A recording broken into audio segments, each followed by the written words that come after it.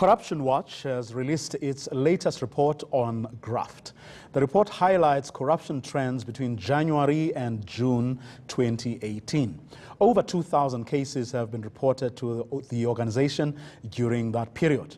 The report highlights corruption in various sectors of society, from schools to state-owned enterprises. Corruption Watch researcher Melusi Ncala joins us now to talk about that report. Good evening, Melusi. Thanks very much for joining us. Well, what's rather interesting about this report is that it's not focusing so much on the big state-owned enterprises like, your ESCOMs and your PRASAs, Denels, and so on. But it's looking at a sort of smaller organizations linked to the state, like schools, like municipalities, traffic departments, and so on. Good evening, Vuyo, and thank you for having us here today.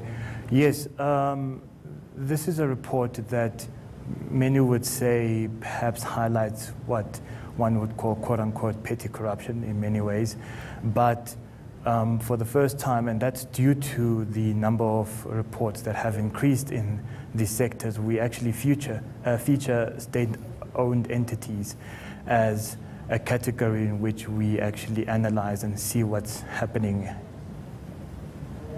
So what we found that in what's happening in state-owned entities, in fact, is that there is procurement issues and there are issues pertaining to irregularities in employment. And not only is that the only category, as you correctly pointed out, we do have schools, the South African Police Service, the health sector, and municipalities that we are reviewing. Do we know for sure that there has been an increase, or is it not perhaps because we've focused very little on, areas like municipal offices, like, the amount of money someone has to pay as a bribe to obtain a license, and so on? An increase in the state-owned entities, I assume. Well, this is a category that we didn't feature in last year's report. Yes. And it is due to the increase in the number of reports that we have actually felt the need to actually highlight to South Africans that this remains a problem area. So, when you do look at other categories, yes, there have been marginal increases in schools, for example, in schools corruption, approximately 1.4%, taking it to over 10%. And that's what schools accounts for in this report, about 10% of the reports. Some scary, parts of the report have to do, for example, with education, where non-profit organizations say they have received reports of principals embezzling funds, teachers soliciting learners for sexual favors to achieve higher marks, and officials flouting employment procedures to recruit individuals with very little to no qualifications. Yes, so I'll start with the one that we deem to be quite serious, and that would be sextortion. That's what we term it.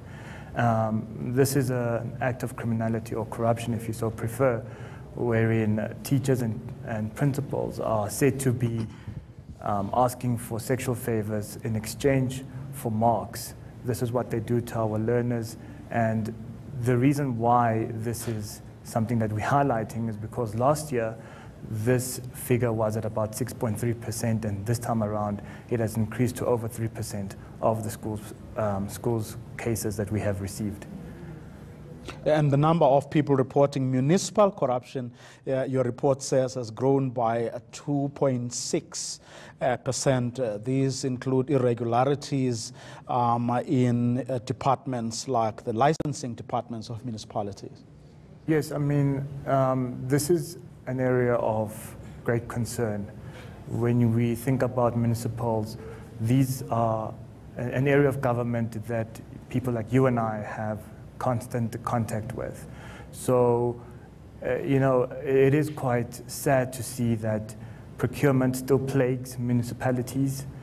We have instances where businesses are said to be paying kickbacks or bribes to officials just to ensure that they do get a tender.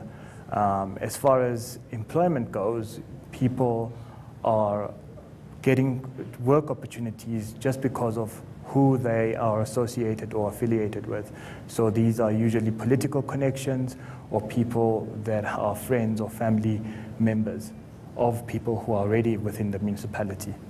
Of course, I mean, this report goes on to touch also on state-owned enterprises as well as health services. But overall, when all has been said and done, what is this report telling us about the pervasiveness of corruption in areas that we may have looked down upon or didn't think that were as significant as the billions, for example, that get embezzled by people associated with such state-owned enterprises as your ESCOMs? Well, this is what I term a report by the people. So it's a portrait of almost 2,500 South Africans who have come to Corruption Watch to make us aware of what's happening in their communities. It tells us that people are vigilant.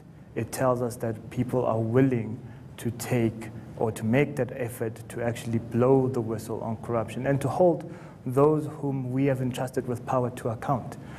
So, you know, it's quite encouraging to see this, but it also, on the other hand, tells us that, you know, there's a lot of work that is to be done. You know, when you think about the fact that the South African Police Service is an area that many of the reporters have highlighted in terms of abuse of power, dereliction of duty, and bribery, it tells you that, you know, people are concerned. When you think about the fact that licensing centers where people apply for licenses so that they can perhaps get jobs, people are required to pay approximately 2,500 Rand to 3,500 just to obtain that license. It tells you that it's a problem. So people are involved and people are engaged, but it also tells us that it's incumbent on all of us to actually do something about corruption, be it whether you want to be a whistleblower or do you have means to intervene by legal means. You know, it's all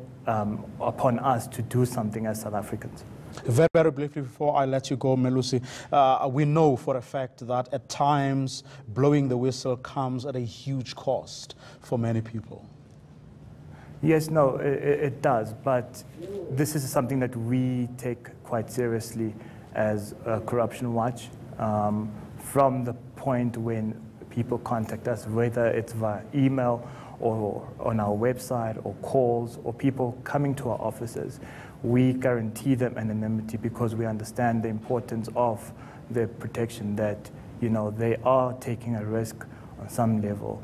But, you know, in most cases, well, in all of our cases, we've yet to come across a situation where someone was victimized just because they've come to us. And that's largely credited to our team who really appreciate the input that is made by our whistleblowers.